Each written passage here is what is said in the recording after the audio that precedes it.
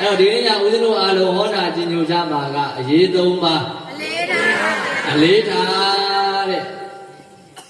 အရေးသုံးပါမှာနံပါတ်1ကနေရေးတဲ့နံပါတ်1ကဘာရေးလဲနေရေးပါဗျာနံပါတ်2ကနေရေးပါဗျာနံပါတ်3ကနောင်ရေးပါဗျာနေရေးရဲ့သေရေးရဲ့နောင်ရေးရဲ့ဒီရေးသုံးပါအရေးမကြီးဘူးလားကြီးပါရဲ့ဗျာအရေးကြီးတယ်ကဲအလုံးလိုက်ဆိုနေဖို့အရေးတို့အရေးသေဖို့အရေးတို့အရေးနောင်အရေးလဲတို့အရေးပဲဟောအခုမနေကြဘူးလားနေပြီးရင်ဦးဇင်းတို့တွေမသေးရဘူးလားသေရပါဗျာသေပြီးပြီဆိုရင်နိဗ္ဗာန်မရသေးဘူးဆိုရင်နောင်အရေးဆိုတာမရှိဘူးလားရှိတယ်ရှိပါတယ်ဗျာရှိတယ်အဲ့တော့ရခဲ့တဲ့လူဘဝကိုရနေတဲ့အချိန်မှာမြတ်စွာဘုရားကအင်္ဂုတ္တရနိကေအခဏသုတ်တံမှာဘာဟောထားတော့ဆိုတော့လူဘဝကိုရလာကြတဲ့ပုဂ္ဂိုလ်တွေတဲ့လူဘဝမှာတဖြည်းတဖြည်းနဲ့ကိုယ်ဘဝကိုအစစ်တမ်းမြင့်အောင်ကြိုးစားရမယ်ကိုယ်ဘဝကိုဘာဖြစ်အောင်လို့အစစ်တမ်းမြင့်အောင်ကြိုးစားရပါဗျာကိုယ်ဘဝကိုမြင့်တဲ့မြင့်အောင်ကြိုးစားမှာလားမကြိုးစားမှာလားကြိုးစားမှာပါဗျာကဲကြိုးစားပြီဆိုရင်ပထမဦးဇင်းတို့တွေအခုလူဘဝမှာမွေးလာကြပြီဘာလုပ်လာကြပြီလဲမွေးလာကြပါဗျာကဲမွေးပြီးရင်လူတိုင်းမသိရဘူးလားသိရပါဗျာမွေးခြင်းနဲ့တည်ခြင်းကြားထဲမှာအခုဘာလုပ်နေကြရလဲသိရပါဗျာအလုံးပြောဘာလုပ်နေကြရလဲသိရပါဗျာနေကြရတယ်နေတဲ့အခါမှာလည်းပဲမြတ်စွာဘုရားနေတဲ့ပုဂ္ဂိုလ်တွေလူတိုင်းလူဘဝမှာမျိုးစုံနေကြတယ်တဲ့မျိုးစုံနေကြတယ်အဲ့တော့တို့တွေဘယ်လိုနေရမလဲလို့စဉ်းစားကြည့်တဲ့အခါကျတော့လူဘဝမှာတပြေးဦးဇင်းတို့တွေအစင်တန်းမြင့်အောင်နေရမယ်ဘယ်လိုနေရမလဲစင်တန်းမြင့်အောင်နေရပါမယ်ဗျာဘာလဲစင်တန်းမြင့်အောင်လို့ဆိုရင်စိတ်ဓာတ်တွေဘာတွေလဲဗျာစိတ်ဓာတ်တွေပါဗျာစိတ်ဓာတ်တွေအစင်တန်းမြင့်မအောင်စိတ်ဓာတ်တွေကောင်းတဲ့ကောင်းအောင်စိတ်ဓာတ်တွေမြင့်မားလာအောင်ကြိုးစားပြီးတော့နေဖို့မလိုဘူးလားလိုပါရဲ့ဗျာဒါဆိုရင်ကိုယ့်ဘဝအစင်တန်းမြင့်ဖို့ဆိုရင်ဒီမှာမြတ်စွာဘုရားကအချက်၃ချက်ပြောတယ်ဗျာအချက်ဘယ်နှချက်တော့၃ချက်ပါဗျာအားလုံးတရားပွဲကစပြီနော်ပတ်သားစရာလေးတွေလာပါပြီအချက်၃ချက်ကနံပါတ်1ကမြတ်စွာဘုရားကလူတိုင်းကိုယ့်ဘဝကိုစိတ်ဓာတ်တွေအစင်တန်းမြင့်ဖို့ဆိုရင်နံပါတ်1ကိုအကြောင်းကိုသိအောင်လို့အဲလိုကိုအကြောင်းကိုသိအောင်လို့ပါဗျာပြန်ပြောပါကိုအကြောင်းကိုသိအောင်လို့ပါဗျာကိုအကြောင်းကိုသိအောင်လို့ရမယ်တဲ့သူများကကိုအကြောင်းသိတယ်ဆိုတာအပေါ်ရမယ်ကိုကသူများအကြောင်းသိတယ်ဆိုတာလေပေါ်ရပါဗျာဘဒုအကြောင်းဘဒုအသိဆုံးကိုအကြောင်းကိုသိဆုံးပါဗျာအလုံးလိုက်ဆိုကိုကောင်းမကောင်းကိုအကြောင်းကိုကောင်းတဲ့ကသိပါ၏ကိုကောင်းမကောင်းကိုအကြောင်းကိုကောင်းတဲ့ကသိပါ၏ကိုကောင်းမကောင်းကိုအကြောင်းကိုကောင်းတဲ့ကသိပါ၏အားလုံးဆိုကိုအကြောင်းကိုကောင်းတဲ့ကသိပါ၏ကိုကောင်းမကောင်းကိုအကြောင်းကိုကောင်းတဲ့ကသိပါ၏ကိုကောင်းမကောင်းကိုအကြောင်းကိုကောင်းတဲ့ကသိပါ၏ကိုကောင်းတယ်မကောင်းဘူးဆိုတာကိုအကြောင်းကိုသူများအသိဆုံးလားကိုအသိဆုံးလားကိုအသိဆုံးပါဗျာဒါကြောင့်မြတ်စွာဘုရားရှင်ကိုတော်မြတ်ကြီးကဘဝမှာစိတ်ဓာတ်တွေအစင်တန်းမြင့်ခြင်းနဲ့စိတ်ဓာတ်တွေမြင့်မားခြင်းနဲ့စိတ်ဓာတ်တွေကောင်းခြင်းနဲ့ဆိုရင်ကိုယ်အကြောင်းကိုသိအောင်လုပ်ပါဘယ်လိုအကြောင်းဘယ်လိုသိအောင်လုပ်ကိုယ်အကြောင်းကိုသိအောင်လုပ်ပါဗျာကိုယ်အကြောင်းကိုသိလာပြီဆိုရင်နံပါတ်2ကကိုယ်ကိုပြုပြင်ပါကိုယ်ကိုဘာလုပ်ပါပြုပြင်ပါဗျာကိုယ်အကြောင်းသိပြီ ဆိုရင်ငါဒီကောင်းသလားမကောင်းဘူးလားအကြောင်းဆိုးသလားအကြောင်းကောင်းသလားကိုစင်ကြင်ဖို့မလိုဘူးလားဟုတ်ပါတယ်ဗျာအဲ့လိုကိုအကြောင်းကိုသိလာပြီဆိုရင်ကိုဘာလို့မှာလဲပြုပြင်လိုက်ကိုဘာလို့မလဲပြုပြင်လိုက်တဲ့ကိုပြုပြင်ဖို့ဆိုရင်ဘာလိုအပ်တယ်လဲဆိုတော့ကိုမေးပါနံပါတ်3ကဘာလဲတော့ကိုမေးပါဗျာ73ကျနော်နံပါတ်3ကဘဒုမေးရမယ်ကိုမေးရပါဗျာဒါပြောမယ်နံပါတ်1ကကိုအကြောင်းကိုသိအောင်လို့နံပါတ်2ကကိုပြုပြင်ပါနံပါတ်3ကကိုမေးပါဘယ်နဲ့ချက်လဲဗျဟုတ်ရပါဗျာဟောကိုအကြောင်းကိုသိအောင်လုပ်ရမယ်ကိုပြုပြင်ရမယ်ကိုမေးရမယ်အဲ့တော့ကိုဘယ်လိုမေးမလဲဆိုတော့အချက်တစ်ချက်မေးရမယ်တဲ့အချက်ဘယ်နှချက်မေးရမယ်တစ်ချက်ပါဗျာတရားကိုမလုံးစင်နဲ့နော်ရှင်းရှင်းလင်းနာကိုဘာတော့မှာတော့မေးရပါဗျာကိုဘယ်လိုမေးရမလဲဆိုတော့ငါဘာလဲလို့အရင်မေးဘာလို့ငါဘာလဲလို့အရင်မေးရပါဗျာငါဘာလဲဦးဇင်းဆိုလို့ချင်းမြတ်စွာဘုရားရှင်ကအဘိဓါတုတ်ပါလေသမဏတင်ညာဆိုတာရှိတယ်။ဘာတင်ညာလဲလို့သမဏတင်ညာပါဗျာ။သမဏတင်ညာဆိုတာငါယဟန်ပဲလို့ဟုတ်လားကိုမေးပါငါပါပဲတော့ငါပါလဲဆိုတော့ငါပါပဲတော့ယဟန်ပဲကိုစင်ကျင်တာလေငါပါလဲလို့ကိုစင်ကျင်လိုက်တော့ကိုမေးတော့ငါပါဖြစ်တယ်လို့ယဟန်ပဲဟောဦးဇင်းတို့ဆိုရင်ပေါ့ဦးဇင်းတို့ဒကာမတွေဆိုရင်တော့မနုဿတင်ညာတဲ့ဘာတင်ညာလဲမနုဿတင်ညာပါဗျာမနုဿတင်ညာဆိုတာကိုမေးလိုက်တော့ငါပါလဲလို့မေးတော့ငါလူပဲငါပါပဲတော့ကဲဦးဇင်းတို့ဆိုတော့ငါပါပဲတော့ယဟန်ပဲဦးဇင်းတို့ဒကာမတွေဆိုတော့လူပဲငါလူပဲအဲ့တော့ဦးဇင်းတို့ကျတော့ငါယဟန်ပဲလို့ကိုမကြဆင်ကျင်တဲ့ခါကျတော့မဟာကန္တယုံဆရာတော်ဘုရားကြီးကယဟန်ဆိုတာယဟန်လိုနေယဟန်လိုသေမအနေလဲကောင်းအသေးလဲကောင်းပဲဟောယဟန်ဆိုတာဘလို့နေရမလဲငါယဟန်ပဲလို့ကိုဆင်ကျင်လိုက်တဲ့ခါကျတော့ယဟန်ဆိုတာယဟန်လို့ဘလို့ပြောရမှာလားယဟန်လို့ကတခြားလို့လားပရိယတ္တိပฏิပတ်တိလားပရိယတ္တိပฏิပတ်တိဆိုတဲ့သာသနာဒုရနှစ်ပြသာသနာမရှိဘူးလားရှိပါတယ်ဗျာဟောသာသနာဘယ်နေရရှိတာလို့သုံးပြပရိယတ္တိသာသနာပฏิပတ်တိသာသနာပฏิဝေဒသာသနာဘယ်နေရလဲသုံးရပါဗျာအဲ့ဒီသုံးရပါဦးဇင်းတို့ယဟန်တွေကဘယ်နေရထမ်းဆောင်မှာတော့ပရိယတ္တိသာသနာရဲ့ပฏิပတ်တိသာသနာရဲ့ဟုတ်လားပရိယတ္တိသာသနာဆိုတော့ကဲဦးဇင်းတို့တွေဒီနေ့ဦးဇင်းတို့ကြောင့်ပါသာသနာကြီးထောင်ပြီးတော့စာဝါတွေမပို့ချဘူးလားပို့ချပါတယ်စာပေတွေမသင်ကြားဘူးလားသင်ကြားပါတယ်အဲ့ဒါဘာသာသနာလို့ပရိယတ္တိသာသနာပါဗျာဟောအဲ့ဒီပရိယတ္တိသာသနာကိုအကြောင်းပြုပြီးတော့ဒီကိုရင်လေးတွေရှိမှာအခုဦးဇင်းတို့တရားဟောတယ်ဒါပရိယတ္တိသာသနာပဲဒါသင်ကြားနေတာပို့ချနေတာတရားတွေသင်ကြားနေတာတရားတွေပို့ချနေတာအဲ့ဒါဘာသာသနာလို့ပရိယတ္တိသာသနာပါဗျာပရိယတ္တိသာသနာအဲ့ဒီတရားတွေကိုနာကြားပြီးတော့သင်ကြားတဲ့အတိုင်းသိနိုင်မယ်ဆိုရင်အဲ့ဒါဘာသာသနာလဲပฏิပတ်တိသာသနာရှင်းလားဗျာရှင်းပါဗျာဒါကြောင့်ယဟန်ဆိုတာယဟန်လို့နေရမယ်ယဟန်လို့ဘယ်လိုနေရမလို့ငါသွားရင်လည်းသွားလို့မရဘူးငါစားရင်လည်းစားလို့မရဘူးငါနေရင်ဒီလိုနေလို့မရဘူးယဟန်ဆိုတာဒကာဒကမတွေကြည်ညိုဝဲပြအောင်နေတိုင်းကျင့်သုံးရမယ်ဟောအဲ့ဒီတင်ညာလေးရှိတဲ့အခါကျတော့ကိုမပြုတ်ပြတတ်ဘူးလားပြုတ်ပြတတ်ပါတယ်ဗျာဟောပြုတ်ပြတတ်သွားပြီအဲ့တော့ကိုဘဝအကြောင်းကိုသိသွားပြီးတော့ကိုဖြစ်နေတဲ့ကိုနေနေတဲ့ဘဝမှာကိုပြုတ်ပြင်လိုက်တယ်ဆိုရင်မကောင်းဘူးလားကောင်းပါတယ်ဗျာကဲဒါဆိုဘုန်းကြီးတို့ဒကာဒကာမတွေဆိုတော့ကိုမေးလိုက်မယ်ငါပါလဲလို့မေးလိုက်တော့ဘုန်းကြီးတို့ဒကာဒကာမတွေကဘာလဲတော့လူပဲ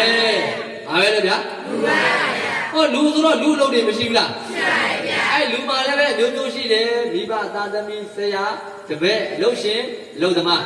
မရှိဘူးလားရှိပါတယ်ဗျာငါလူပဲလို့သိလိုက်တာနဲ့ဩငါမိဘပဲငါမိဘဆိုရင်မိဘဝတ္တရား မိဘတောင်းမရှိဘူးလားရှိပါဗျာဦးဇင်းပြောနေကြတောင်းကြည်ရင်ကြက်တရေရှိတယ်တောင်းကြည်ရင်ပါရှိတယ်ကြက်တရေရှိပါဗျာဟောဦးဇင်းတို့ဆရာတော်တွေတန်ဃာတော်တွေဆိုတဲ့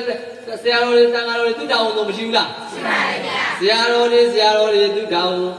သူကြည်ကြမယ်ဆိုရင်အဲ့ဆရာတော်တွေကြက်တရေမရှိဘူးလားရှိပါဗျာမိဘကလည်းမိဘတောင်းကြည်မယ်ဆိုရင်ကြက်တရေမရှိဘူးလားရှိပါဗျာသားသမီးတွေကလည်းသားသမီးတောင်းကြည်မယ်ဆိုရင်ကြက်တရေမရှိဘူးလားရှိပါဗျာဟောကြည့်လေအခုများသောအားဖြင့်မိဘတွေသားသမီးတွေမိဘနဲ့သားသမီးနဲ့ရှင်လာပြီဆိုတော့သားသမီးတွေကသားသမီးတောင်းကြည်ပြွန်တာများလားကြည်မပြွန်တာများလားကြည်ပြွန်တာများပါမကြည်ပြွန်တာများတယ်ဟုတ်လားအဲ့တော့ဒီသားသမီးတွေကြက်တည်ရှိသလားကြက်တည်မရှိဘူးလားမရှိပါဘူးပြောကြက်တည်ရှိသလားကြက်တည်မရှိဘူးလားမရှိပါဘူးဘာမကြည်လို့ဘာမကြည်လို့ပါဗျာဘာတောင်းမကြည်တာလဲသားသမီးတောင်းမကြည်တာဘာတောင်းမကြည်တာလဲသားသမီးတောင်းမကြည်တာပါဗျာဟောကိုမေးနေတာနော်ငါမနုဿတင်ညာငါလူပဲလို့ကိုသိလိုက်တာနဲ့ဩလူဆိုတာလူအလုပ်တွေရှိတယ်ဒီမှာမြတ်စွာဘုရားကလူဆိုတာပါဠိလိုမနုဿလို့ခေါ်တယ်ပါဠိလိုဘာလဲလို့မနုဿပုတ်လေးကိုဦးဇင်းတို့နှစ်ပုတ်ခွဲလိုက်မယ်ဦးဇင်းတို့ဒီကရမတွေမနရေဥဒ္ဒရေဒီဘက်ကမနဒီဘက်ကဥဒ္ဒရှင်းပြောမနော်ဒီဘက်ကဘာလို့မနဒီဘက်ကဥဒ္ဒမနဆိုတာစိတ်မနဆိုတာဘာလဲစိတ်ပါဗျာဥဒ္ဒဆိုတာမြင့်မြတ်တာဥဒ္ဒဆိုတာဘာလဲမြင့်မြတ်တာပါဗျာဒါဆိုမြင့်မြတ်တဲ့စိတ်ရှိမှဘာလို့ခေါ်လူလို့ခေါ်ပါဗျာသဘောပေါက်လားပေါက်ပါဗျာမြင့်မြတ်တဲ့စိတ်ရှိမှဘာလို့ခေါ်လူလို့ခေါ်ပါဗျာဒါကိုမြတ်စွာဘုရားကကုသလမနတိဇာနာတိတိမနုဿောအဋ္ဌာနတ္ထမနတိဇာနာတိတိမနုဿောကုသလကုသိုလ်အကုသိုလ်ဆိုတဲ့အကြောင်းတရားတွေကိုမနတိဇာနာတိသိတတ်၏ဣတိတတမထို့ကြောင့်မနုဿောလူလို့ခေါ်တယ်ကုသိုလ်နဲ့အကုသိုလ်ခွဲခြားပြီးတော့သိတတ်လို့ဘာလို့ခေါ်တာလဲလူလို့ခေါ်တာပါဗျာနောက်တကအဋ္ဌာနတ္ထမနတိဇာနာတိတိမနုဿောအဋ္ဌာနတ္ထအကျိုးရှိသည်မရှိသည်ကိုမနတိဇာနာတိခွဲခြား၍ပိုင်းခြား၍သိတတ်၏ဣတိရတမထို့ကြောင့်မနုဿောလူလို့ခေါ်တယ်။ဩအကျိုးရှိတယ်အကျိုးမရှိဘူးဆိုတာကိုခွဲခြားပြီးတော့သိတတ်လို့ဘာလို့ခေါ်တာလဲလူလို့ခေါ်တာဗျာလူလို့ခေါ်တာဒါကြောင့်ငါဘာလဲလို့ကိုမေးလိုက်တော့ငါလူပဲလို့သိလိုက်တာနဲ့ကြပြိုင်နဲ့လူဆိုတာလူအလုပ်ကိုလုပ်ရမယ်ဘယ်သူအလုပ်ကိုလုပ်ရမယ်လူအလုပ်ဆိုတော့လူဆိုတာစိတ်ဓာတ်တွေကောင်းတဲ့ပုဂ္ဂိုလ်ကိုဘာလို့ခေါ်တာလူလို့ခေါ်ပါဗျာဒါဆိုတို့တွေကရုပ်မာတဲ့စိတ်တွေမွေးရမှာလားကောင်းမြတ်တဲ့စိတ်တွေမွေးရမှာလားကောင်းမြတ်တဲ့စိတ်တွေမွေးရမှာပါဗျာကိုကဘာဖြစ်နေလို့လူဖြစ်နေလို့ပါဗျာဘာဖြစ်နေလို့လူဖြစ်နေလို့ပါဗျာအဲ့တော့ကိုငါဘာလဲလို့မေးလိုက်တာနဲ့ငါလူပဲလို့သိလိုက်ပြီဆိုရင်နောက်တစ်ချက်ကငါဘာလုပ်နေလဲရှက်မေးမယ်ဘာလို့ငါဘာလုပ်နေလဲအဲ့ဒီလုပ်နေတဲ့အလုပ်တိုင်းမှာအပြစ်ကင်းသလားမကင်းဘူးလားလို့စဉ်းစားရမယ်ဟုတ်လားအပြစ်မကင်းဘူးဆိုဘာကင်းအောင်လုပ်အပြစ်ကင်းအောင်လုပ်ဖို့ဆိုရင်စိတ်ထားတွေဖြူစင်ဖို့လိုမယ်စိတ်ထားတွေကောင်းဖို့လိုမယ်သဘောပေါက်လားပေါက်ပါရဲ့ဗျာအဲ့တော့ငါဘာလဲလို့မေးလိုက်တော့ငါလူပဲငါဘာလို့နေလဲလို့မေးလိုက်ရင်အဲ့ဒီကာယကံဝစီကံမနောကံဆိုတဲ့အလုပ်တိုင်းမှာကာယကံလို့ဝစီကံလို့မနောကံလို့အဲ့ဒီအလုပ်တွေတိုင်းမှာအပြစ်ကင်းအောင်လုပ်ဖို့လိုမယ်ဘာကင်းအောင်လုပ်ဖို့လိုမယ်အပြစ်ကင်းအောင်လုပ်ဖို့လိုပါရဲ့ဗျာကဲအပြစ်ကင်းပြီဆိုရင်အဲ့ဒီအပြစ်ကင်းဖို့ကဘာချမ်းသာအောင်လုပ်ရမှာစိတ်ချမ်းသာအောင်လုပ်ရမှာဘာကောင်းနေမွေးရမှာစိတ်ကောင်းနေမွေးရမှာပါဗျာအပြစ်ကင်းပြီစိတ်ကောင်းနေမွေးပြီဆိုရင်အလုပ်တိုင်းကာယကံဝစီကံမနောကံဆိုတဲ့အလုပ်တွေမှာကုသိုလ်တွေဖြစ်နေမလားအကုသိုလ်တွေဖြစ်နေမလားကုသိုလ်တွေဖြစ်နေပါဗျာကုသိုလ်တွေဖြစ်နေရင်စိတ်ချမ်းသာမှာလားစိတ်မချမ်းသာမှာလားစိတ်ချမ်းသာမှာပါဗျာကဲဘဝမှာဒီလိုလေးနေမယ်လို့စိတ်မချမ်းသာဘူးလားစိတ်ချမ်းသာပါဗျာဒါကြောင့်ဘာအရေးတယ်လို့နေရေးဘာအရေးလဲဒါနေရေးပါဗျာဟောအမျိုးပေါ့လူဘဝမှာနေကြတာ ချို့ကယာလူတွေစီစိန်တွေပါဝါတွေဥစ္စာယန္တာတွေပြည့်စုံရင်ဘဝမှာအစဉ်ပြေပြီဘဝမှာချမ်းသာပြီလို့ထင်နေတဲ့ပုံကိုယ်တွေဒုနဲ့တည်းမရှိဘူးလားရှိပါတယ်ဗျာရှိတယ်တကယ်ကျတော့ဦးဇင်းတို့ဒကာဒကာမတွေအဲ့ဒီဥစ္စာတွေယာဓုတွေစီးစိမ်တွေတကယ်အရေးနဲ့ရှင်းလာပြီဆိုတော့အဲ့ဒီအရေးတွေကကိုယ့်ကိုကယ်နိုင်ရဲ့လားကယ်နိုင်ပါဘူးဗျာမကယ်နိုင်ဘူးဟုတ်လားဟောဦးဇင်းမအင်တာနက်ထဲမှာလေစာလေးတစ်ပုဒ်ဖတ်အဲ့ဒီထဲမှာဒကာကြီးတယောက်ကသူကတော်တော်ရှမ်းတာဒီဇိုင်နာပေါ့သူ့ရဲ့အလုပ်ကဒီဇိုင်နာသူ့ရဲ့ဝင်ငွေကဘယ်လောက်ရှိလို့ဆိုရင်တဲ့တနေ့ဝင်ငွေတင်ဒီကမာကြီးတို့သိန်း900တစ်ထောင်မှာရှိတယ်တနေ့ဝင်ငွေလောက်တော့အဲ့သူ့ရဲ့ကိုလေးကိုလာဖြစ်တယ်လို့ပြောရေးထားတယ်တေကန်ကြီးရောက်တနေ့ဝင်ငွေကသိန်း900တစ်ထောင်မှာရှိတဲ့ဒကာကြီးဒီဇိုင်နာမှာသူအကောင်းဆုံးပဲအဲ့တော့ပြင်းလို့လက်ဖိတ်တောက်ရင်တော့မှ तू ကဒီနိုင်ငံမှာမတောက်ဘူး तू ဒီနိုင်ငံမှာတောက်လေနဲ့သွားပြီးအပျော်ခကြီးထွက်တယ်တလောက်3ကောက်4ကောက်လောက်သွားရတယ်ငါဘဝမှာပြည့်စုံပြီသွားကျင်တာသွားလို့ရပြီစားကျင်တာစားလို့ရပြီပျော်ခြင်းသလိုပျော်လို့ရပြီလို့ထင်ခဲ့တာဒီဇိုင်နာတကကြီးတနေ့ကျတော့ခါနာလို့ဘာနာလို့လဲခါနာလို့ပါဗျာခါနာလို့ဆိုတော့ပတ်စံတက်နိုင်တဲ့ခါကျတော့စင်ကာပူမှာသွားပြီးတော့ဆေးရုံမှာဆေးကန်းသွားပြသွားပြတော့ဘုရားသမားတော်ကဆုံးဖြတ်ချက်ချပြလိုက်တယ်။ဟာကြီးတဲ့မင်းခါမှာကင်ဆာယောဂါကအဆင့်4ရောက်နေပြီ။ကင်ဆာယောဂါဘယ်လောက်လို့အဆင့်4ပါဗျာ။ကြည့်လိုက်ခါနာလို့သွားပြတာလေးကနေပြီးတော့ကင်ဆာယောဂါဘယ်လောက်ရောက်သွားပြီလို့အဆင့်4ပါဗျာ။အသက်က40နဲ့တည်းပဲရှိတယ်။အသက်ဘယ်လောက်လို့40နဲ့ပါဗျာ။ကဲအဲ့ဒီကင်ဆာအဆင့်4ကိုရောက်နေတဲ့ဒီယောဂါကြီးကိုတနေ့ကိုသိ900တစ်ထောင်ဝင်ပါတယ်ဆိုတော့ပတ်စံနေ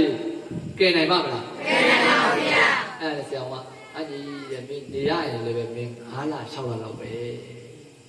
အဲ့တော့မင်းပြည်စင်စရာရှိတာပြင်တော့ကဲသွားပြီကယ်နိုင်သေးလားကယ်နိုင်ပါဘူးဗျာကယ်နိုင်တော့ဒီမိုင်းတို့ဒါကြီးဒါကြောင့်ဦးဇင်းတို့တွေဘဝမှာစီးစိမ်ဥစ္စာတွေပြည့်စုံရင်ပြည့်ချမ်းသာပြီအစဉ်ပြေပြီလို့ထင်နေတာတွေဟာတကယ်အရေးတကယ်ဘေးနဲ့ရှင်းလာတော့ဒီဟာတွေကကဲနိုင်ရဲ့လားကဲနိုင်ပါဘူးဗျာကဲတော့ကဲနိုင်လိမ့်မယ်ဦးဇင်းတို့တွေတည်ကတခဏပြဿနာတစ်စုံတစ်ရာတော့ဖြေရှင်းပြနိုင်လိမ့်မယ်ဟောတကယ်မဖြစ်မနေကြုံရမယ်ဘေးကြီးနဲ့ကြုံလာပြီဆိုတော့ကဲနိုင်သေးလားကဲနိုင်ပါဘူးဗျာမကဲနိုင်ဘူးမကဲနိုင်ဘူးဒါကြောင့်ဦးဇင်းတို့တွေဒီနေ့တရားအလူပေးလို့လားအလူအောင်ပွဲရှိလို့ပေးလူလားသိလို့ပေးလူလားသိလို့ပေးလူပါပါဗျာဂိုင်းလားပြောရှိလို့ပေးလူလားသိလို့ပေးလူလားသိလို့ပေးလူပါဗျာသိလို့ဟုတ်လားဩတို့တွေတရားသိတယ်လို့ဒီဒကာဒကာမတွေတရားနာတဲ့ပြိတ္တတွေသိပါစေတော့ဆိုတဲ့အသိဟုတ်လားမကြဦးစင်ကြခဏခဏပြောနေတယ်မရှိလို့အပယ်မကြဘူးလို့ဘာလဲတော့မရှိလို့ပဲကြပါဗျာမသိရင်တော့ဘယ်ကြမှာလဲအပယ်ကြမှာဧကံမုစ္ဆာကြမှာမသိတာတခြားလားမောဟလားမောဟပါဗျာမောဟနဲ့သိတော့တခြားပြည်ရောက်မှာလားတိရစ္ဆာန်ပြည်ရောက်မှာလားတိရစ္ဆာန်ပြည်ရောက်မှာပါဗျာသွားပြီဟုတ်လား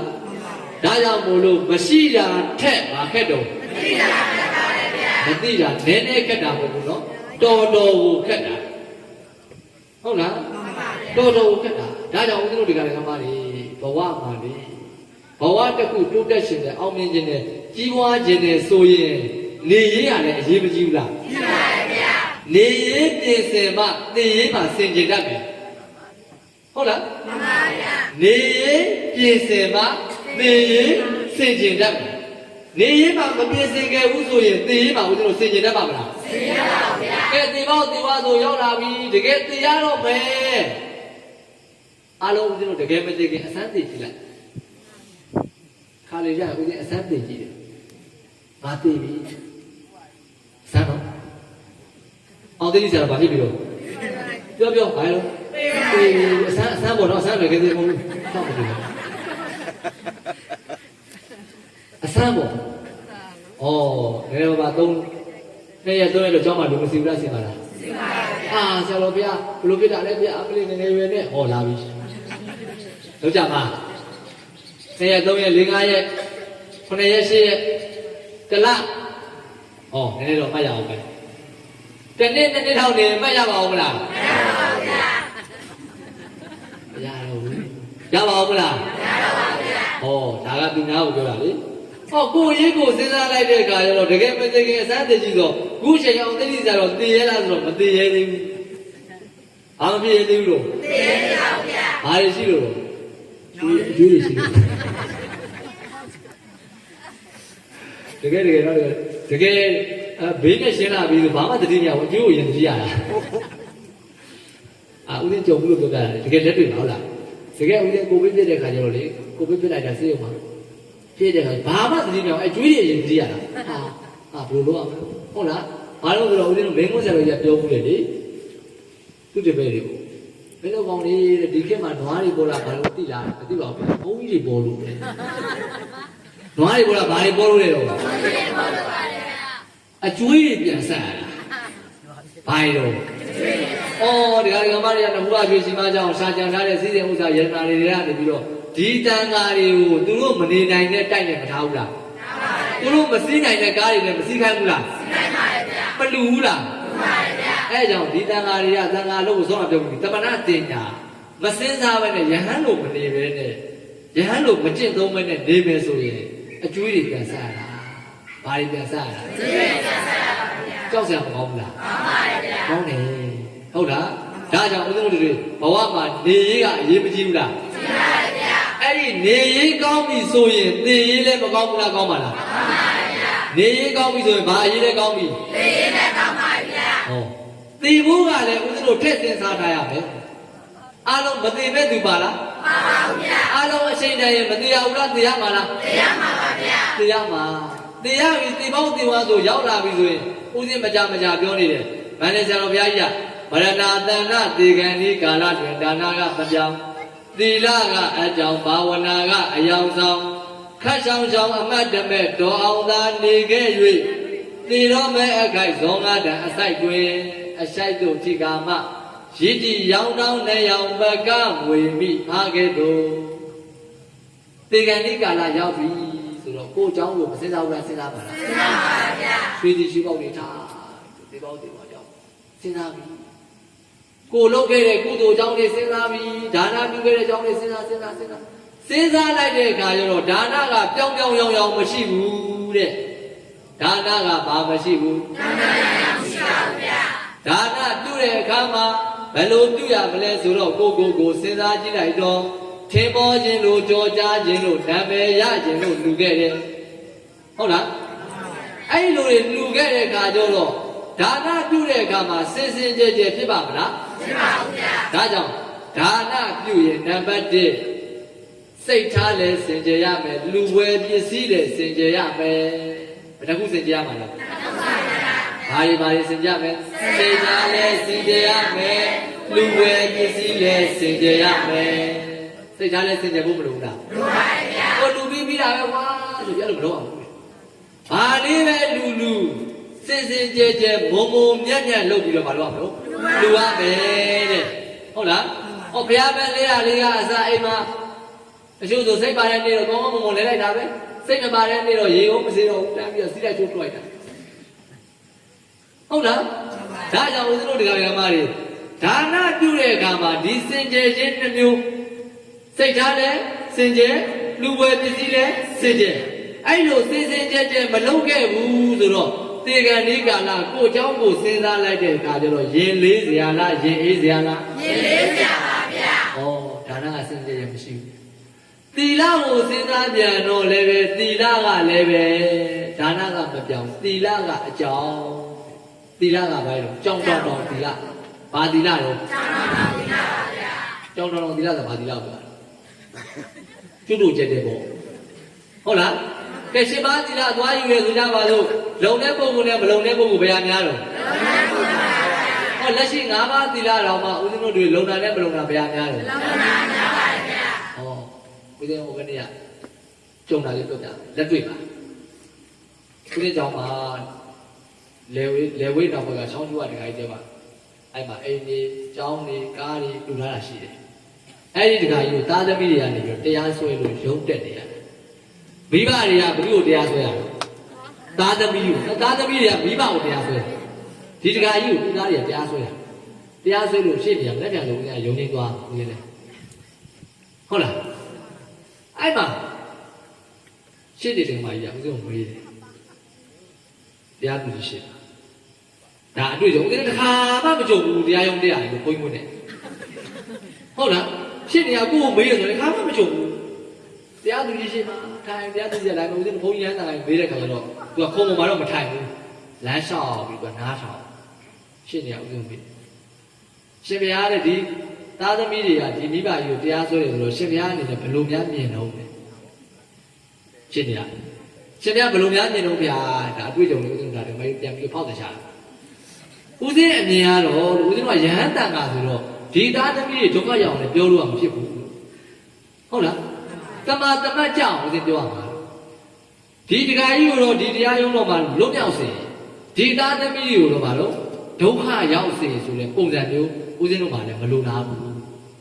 အဲ့တော့ကောင်းခြင်းမကောင်းခြင်းကိုတမတ်ကြဆုံးဖြတ်ဖို့ဆိုရင်သားသမီးကဘယ်လိုတရားဆွဲရလဲမိဘကြီးကအသက်80နဲ့ရှောင်းနေရှိနေပြီအမျိုးသမီးကမရှိတော့ဘာလို့တရားဆွဲရတော့ဆိုတော့ဒီဒီကကြီးကဒီသားသမီး4ယောက်ကိုတိုင်းပေါ်မှာလွှင့်တိုင်းသူသားသမီးကြားလိုက်တယ်ပြန်ပြီးရုံရင်းတရားဒီသားသမီး4ယောက်ကိုလေတယောက်ကို4ရေကားစီပေးထားတယ်ဒီကကြီးကသားသမီးကဘယ်နှယောက်တော့4ယောက်ပါဗျာလေဘယ်ရေကားစီပေးထားတော့4ယောက်စီပေးထားပါဗျာငါမသေးခင်တော့ကွာတဲ့မင်းတို့ဒီလေတွေကိုလှုပ်ရှားပြီးတော့ငါ့ကိုသင်တို့ဘယ်လိုလုပ်အစုလားဟုတ်လားအစုကလေငါ့ကိုလည်းပေးကြကွာတကားဆိုလဲဘယ်နဲ့တောင်းပေါ့ပဲဆိုလဲဘယ်လောက်ပေါ့တေကောက်ပေးပါဆိုပြီးဒီကကြီးကပေးထားအဲ့တော့ဒီကကြီးကိုသူ့အမျိုးသမီးဆုံးပြီးတဲ့ကလေသာပေးထားတယ်အစုကဒီကကြီးကိုပေးဘူးတာကြီးတယောက်မှမပေးမပေးတဲ့အတွက်ဒီကကြီးကဒီလေတွေကိုပုံပြန်သိမ်းတယ်ကဲမင်းတို့ငါ့ကိုမပေးပဲလို့ပေးကွာသိမ်းမယ်သိမ်းပြီးတော့ငါရောင်းမယ်ရောင်းပြီးတော့ငါလှူတင်တာကိုလှူမယ်ဆိုပြီးလုပ်လိုက်တာပြန်သိမ်းလို့ဆိုပြီးတော့ဒီကကြီးကမလုပ်တာတော့တရားဆွဲတာအဲ့တော့ဒီကမကြီးရှင်းနေတယ်ကစဉ်းစားပေါ့ဗျာလို့ဒီဒီကကြီးကိုဒီသားသမီးတွေကဒီလေတွေပြန်သိမ်းလို့တရားဆွဲတယ်ဆိုတော့ဒီသားသမီးတွေကလည်းဒီဖေကြီးက80နဲ့ရှောင်းနေကျမ်းမာကြီးကလည်းမကောင်းဘူးအသက်အားဖြင့်လည်းကြီးပြီနေဖို့နဲ့တည်ဖို့ဘယ်များလာလဲတည်ဖို့ကများလာတဲ့ဒီဒီကကြီးကိုဒီသားသမီးလေးယောက်ကဒီဒီကကြီးတယောက်ကိုတော့မဆောင်ရှောင်တိုင်ဘူးလားဟုတ်လားမိဘနဲ့သားသမီးပဲကဲတောင်းမှန်မှန်နဲ့ရိုးရိုးချိုးချိုးနဲ့ပြောလိုက်မရဘူးလားမှန်ပါဗျာဖေရဲ့သားတို့ရင်တော့မပေးခဲ့တာအခုဓာတ်တွေပေးပါမယ်ဖေအိမ်မှာနာနေပါဟောအဲ့လိုမျိုးမရှိဘူးတရားဆွဲလိုက်တယ်ဆိုတော့အဲ့တော့ဒကာကြီးတို့ညှိပေးတာကောင်းတယ်ဒကာကြီးနဲ့ကဲဒကာကြီးသားသမီးနဲ့ဦးဇင်းတို့ဒကာကြီးနဲ့ညှိပေးမယ်ဟုတ်လားကိုသားသမီးလည်းထောင်ကြစီဒီဒကာကြီးတို့လွတ်မြောက်စေလို့သွားလို့ရလားမရဘူးဒါကဦးဇင်းတို့အကြံလေလောကအကြံစီရတော့တရားသူကြီးအောင်တော့လောထတယ်တော့တုတ်တော့ဒီသားသမီးတွေမိဘယုံတရားဆွဲရကောင်းလားဆိုပြီးတော့တိုင်ရကောင်းလားဆိုပြီးတော့အဲ့တော့ဦးဇင်းကနေပြီးတော့ဟာဒကာကြီးဒီသားသမီးတွေဒါဆိုးတယ်လောက်တဲ့လောက်ရမှာချပြချောင်းအဲ့လိုပြောလို့စင်ပြပါမလားမမြင်ဘူးလေဦးဇင်းရဟန်းတာသူများဒုက္ခရောက်တယ်ဘယ်ကောင်လို့ရှမ်းတာလဲတစ်ဖက်ကရှမ်းတာသွားတယ်တစ်ဖက်ကတော့ဒုက္ခရောက်သွားပြောလို့စင်မပြေဘူးအဲ့တော့ဒကာမကြီးတို့ဒါကိုပြစ်ပြလိုက်ပါဟုတ်လားသားသမီးမိဘကြီးကိုခေါ်ပြီးတော့ပြစ်ပြလိုက်ပါဒကာကြီးဒီသားသမီးတွေပါတယ်အဲ့မှာရှိအဲ့မှာထိုင်းနေပြစ်ပြလိုက်ပါဘာလို့ဆိုတော့ဒီဒကာကြီးကလည်းပြောရမယ်ဆိုဦးဇင်းရဲ့အမျိုးဦးဇင်းရဲ့အမေကြီးနဲ့ဒကာကြီးရဲ့အမေနဲ့ညီမအရင်အမေနဲ့ကျတော့ဦးဇင်းရဲ့မေတော်ကြီးနဲ့ဒီဒကာကြီးနဲ့ကျတော့အခုလက်ရှိဖြစ်နေတဲ့တရားစွဲခံထားရတဲ့ဒကာကြီးနဲ့ကျတော့တဝင်းခွဲပေါ့ဦးဇင်းကျတော့သူကြီးတော်တော့မှာပေါ့ဟုတ်လားအမျိုးတွေကောင်းချက်ဟုတ်လားကိုမျိုးတွေကဒီကောင်တရားစွဲတာကြားဘူးတခါမှအခုမှကြားဘူးပါဟုတ်လားနေလက်တခါမှကိုမကြားဘူးလားဆွဲချင်းဆိုတော့လည်းကိုမျိုးတွေကဖြစ်တယ်အဲ့တော့ရှင်းတယ်ဒီကမှကြီးပြောတယ်ရှင်ဗျာတဲ့တပည့်တော်လူတွေမှာတဲ့ဆုံးမပြောတယ်သီလအကြောင်းကိုပြောမလို့ပါ၅ပါးသီလရဲတို့လူတွေမှာစောင့်ထင်းရတယ်ဘယ်နှပါးသီလတော့၅ပါးသီလပါဗျာ၅ပါးသီလစောင့်ထင်းရတယ်ညာတော့အပြင်တပည့်တော်ရှင်းနေဒီမှာ အရင်ဆုံးယူတာကတော့ဘာလို့မူတာဝါဒပါဗျာအဲ့တော့ဒကာကြီးဘက်ကလည်းရှင်းနေရပါတယ်ဒီသားသမီးဘက်ကလည်းရှင်းနေရပါတယ်အဲ့တော့ဒကာကြီးဘက်ကရှင်းနေကပွင့်လင်းပြော85သိန်းပေးထားတယ်ဒီဘက်ကရှင်းနေကလည်းဘယ်လောက်ပေးထားမှမသိဘူးအဲ့တော့ဒီဘက်ကသားသမီးဘက်ကလည်းနိုင်အောင်ချပါမိဘအကြီးကိုချုံးအောင်ဒီဘက်ကလည်းရှင်းနေပါဦးနိုင်အောင်လုပ်ဒီဘက်ကလည်းပဲရှင်းနေနိုင်အောင်လုပ်မှာဆိုတော့ပူသားကြီးမသုံးအောင်သုံးရမှာလားသုံးပါဗျာဘာနေတွေတော့ရှင်းနေဟုတ်လားတာကြရရှင်းနေမပါပါဘူးဟုတ်လားအဲ့ဒီလိုမျိုးအဲ့တော့မူသားတွေတော့စပြီးမကြိုးရဘူးလားကြိုးရပါဗျာကဲတေကန်လေးချိန်မှာကိုစဉ်းစားကြည့်လိုက်ပေါ့စဉ်းစားကြည့်လိုက်တော့သီလနဲ့ပတ်သက်လာတဲ့အခါကျတော့၅ပါးသီလတော့မလုံဘူးဆိုရင်သေရေးအတွက်စိတ်ချပါလားစိတ်ချပါဗျာကဲသေရေးအတွက်စိတ်မချရဘူးဆိုရင်ဆောတော့ပြောတယ်နောင်ရေးအတွက်ကိုစိတ်ချပါမလားစိတ်ချပါဗျာစိတ်မချရဘူးဒါကြောင့်မြတ်စွာဘုရားကအတ္တနာစေပိယစင်ညာရခိယနတုရခိတံဒိဋ္ဌံပညာတရယမံပရိစ္ဆေကေယမန္တိတောဘဝတစ်ခုရလာပြီဆိုရင်တဲ့နံပါတ်1ကိုအကြောင်းကိုသိအောင်လုပ်ပါ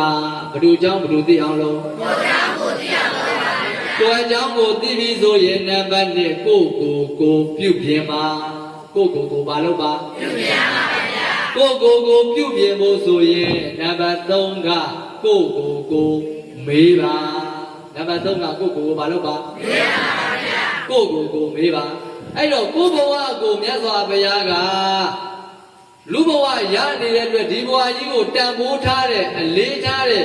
ဉာဏ်နိုးတဲ့ဆိုရင်ဒီအချက်3ချက်နဲ့မေးပြီးတော့ငါပါလဲ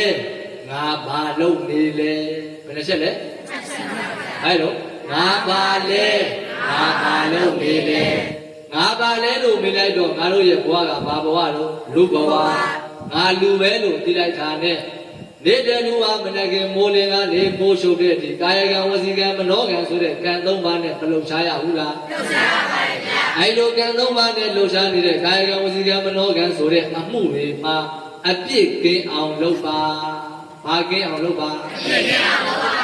ကာယကံမဲ့လည်းဘာကင်းရမယ်အပြစ်ကင်းရပါဗျာဝစီကံမဲ့လည်းဘာကင်းရမယ်အပြစ်ကင်းရပါဗျာမနောကံမဲ့လည်းဘာကင်းရမယ်အပြစ်ကင်းရပါအပြစ်ကင်းပြီဆိုတော့ကောင်းကျိုးချမ်းသာတွေရမှာလားမရမှာလားရမှာပါဗျာကောင်းကျိုးချမ်းသာတွေရလာပြီဆိုရင်စိတ်ချမ်းသာမှာလားစိတ်ဆင်းရဲမှာလားစိတ်ချမ်းသာမှာပါဗျာကဲစိတ်ချမ်းသာပြီဆိုရင်တည်ရေးအတွက်စိတ်မချရမှာလားစိတ်ချရမှာလားစိတ်ချရမှာပါဗျာတည်ရေးအတွက်စိတ်ချရပြီဆိုရင်နောင်ရေးအတွက်လည်းစိတ်မအေးရဘူးလားစိတ်အေးရပါဗျာဒါကြောင့်နေရေးတည်ရေးနောင်ရေးအရေးဘယ်နှပါတော့၃ပါးနံပါတ်1အနေနဲ့နေရေးကောင်းဖို့လိုတယ်။ဘာရေးကောင်းဖို့လိုတယ်။နေရေးကောင်းဖို့လိုပါတယ်ဗျာ။ကဲအလုံးလိုက်ဆိုနေရေးကောင်းဖို့အရေးနေရေးကောင်းဖို့အရေးတို့အရေးနေရေးကောင်းဖို့အရေးနေရေးကောင်းဖို့အရေးတို့အရေး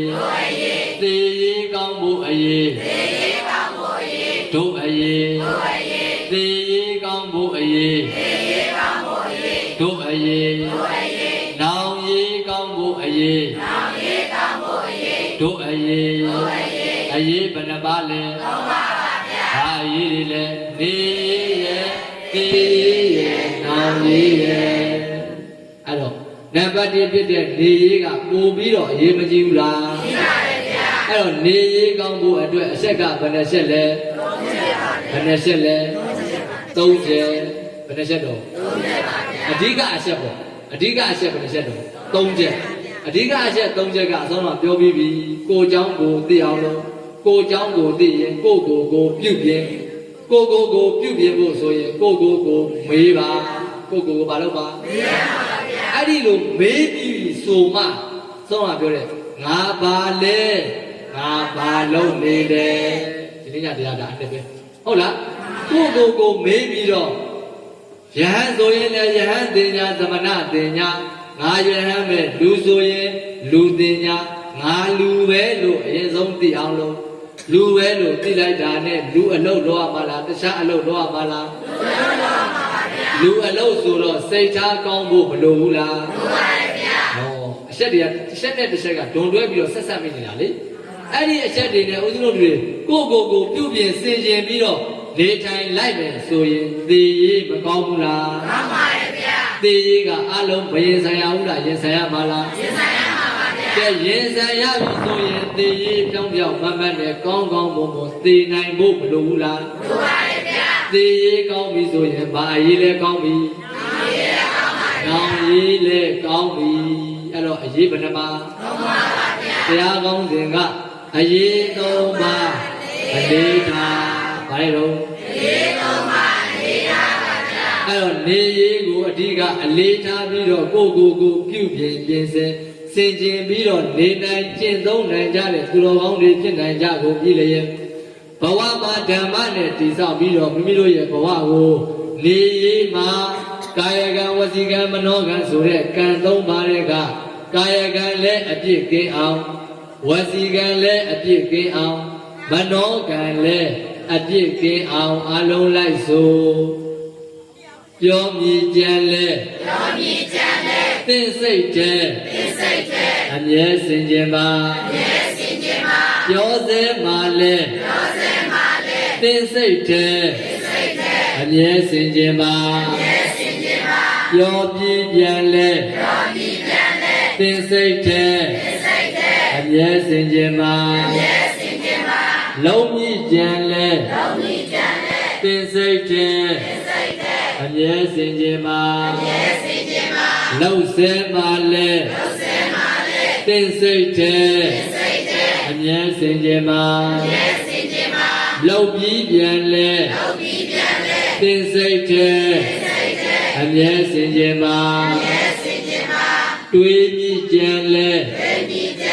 သင်စိတ်တဲ့အမြဲစင်ကြင်ပါတွေးစေမှလဲသင်စိတ်တဲ့အမြဲစင်ကြင်ပါတွေးပြီးပြန်လဲသင်စိတ်တဲ့အမြဲစင်ကြင်ပါကာယကံဝစီကံမနောကံဆိုတဲ့ကံသုံးပါးလုံးစင်ကြင်သုံးသပ်ဖို့မလိုဘူးလားလိုပါတယ်ဗျာဥပမာစကားတစ်ခွန်းပြောတော့မယ်ဆိုရင်မပြောခင်လည်းပြောတဲ့သလားမပြောတဲ့ဘူးလားဘာလို့ရမလဲစင်ကြင်ရမယ်ဘာလို့ရမလဲစင်ကြင်ရပါမယ်ဗျာဥပမာစကားတစ်ခွန်းပြောတော့မယ်ဆိုရင်အဲ့ဒီစကားကိုလေမြတ်စွာဘုရားကဒီသုဒ္ဓဝါဒသုတ်တံမှာဘာပြောထားလဲဆိုတော့စကားပြောတော့မယ်ဆိုရင်တဲ့မှန်ကန်၍အကျိုးရှိတဲ့စကားကိုအရှိန်အခါကြည့်ကမေတ္တာတရားဖြင့်နူးညံ့သိမ်မွေ့စွာပြောပါဘယ်နှချက်လဲ၅ချက်မှန်ကန်၍အကျိုးရှိသောစကားကိုအရှိန်အခါကြည့်ကမေတ္တာတရားဖြင့်နူးညံ့သိမ်မွေ့စွာပြောပါဘယ်နှချက်တော့၅ချက်ပါဗျာမှန်တိုင်းပြောရမှာလားမပြောရဘူးလားမပြောရဘူးဟုတ်လားမှန်တိုင်းပြောလို့မရဘူးဒါရမှန်ပြီဆိုရင်တစ်ဖက်ကလည်းအကျိုးရှိတာမရှိတာဘာလို့မလို့စဉ်းစားတာဟုတ်လားမှန်တော့မှန်တယ်တစ်ဖက်မှာအကျိုးမရှိဘူးဆိုအဲ့ဒါမပြောရဘူးမှန်တော့မှန်တယ်တစ်ဖက်ကဒုက္ခရောက်သွားမယ်ဆိုပြောရမလားမပြောရဘူးလားပြောပါဘူးဗျာဟာလင်မယားချင်းကွဲမဲ့ကိစ္စမှန်တိုင်းပြောပြလို့ရပါမလားမရပါဘူးဗျာသားနဲ့သမီးစိတ်ဝမ်းကွဲဖို့ကိစ္စမိဘနဲ့သားသမီးစိတ်ဝမ်းကွဲမဲ့ဆိုဒီဟာကြီးပြောလို့ရပါမလားမရပါဘူးဗျာမရဘူးတို့ကမှန်မှန်ပဲဝုန်းဝင်းမဲနဲ့မလုပ်ရဘူးဟုတ်လားမှန်ကန်၍အကျိုးရှိတဲ့စကားကိုအရှိန်အခါကြည့်ကတဲ့ဘာလဲကြည့်ရမှာလဲအရှိန်အခါကြည့်ရမှာအရှိန်အခါမကြည့်ဘဲနဲ့လည်းမပြောရဘူးတချို့ကအရှိန်အခါကိုမဆောင်လို့ပြောရင်လည်းပြောချင်တယ်လားပြောချင်တော့အာကြီးတို့အိမ်ချင်းထွက်ဆောင်နေတာဘယ်လိုပြောရမလဲပြောချင်နေတာလေဟုတ်လားဒါကြောင့်မို့မှန်ကန်၍အကျိုးရှိတဲ့စကားကိုအရှိန်အခါကြည့်ကဘာလဲပြောရမှာမေတ္တာတရားနဲ့နူးညံ့သိလို့ဆိုတာပြောပါ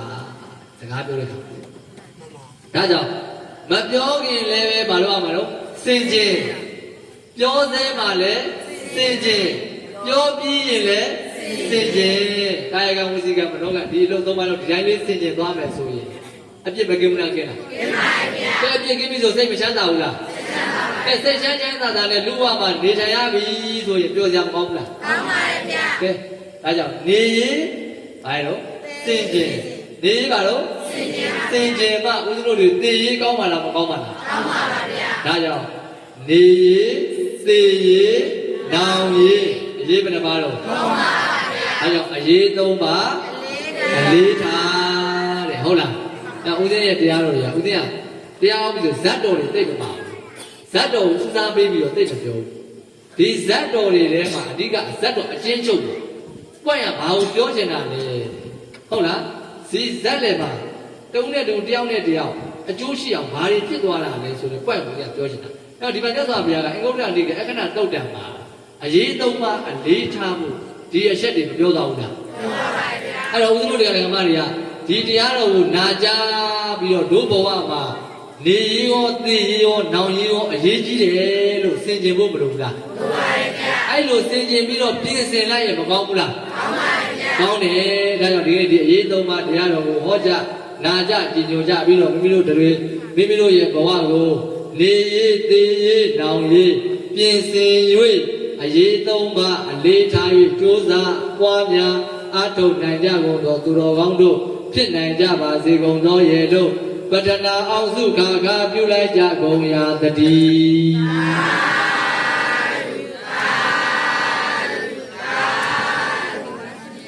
တဏှာကြီးပဲဟောမလို့ပြောတာ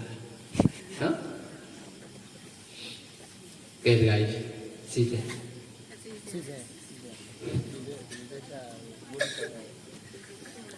စီစီရ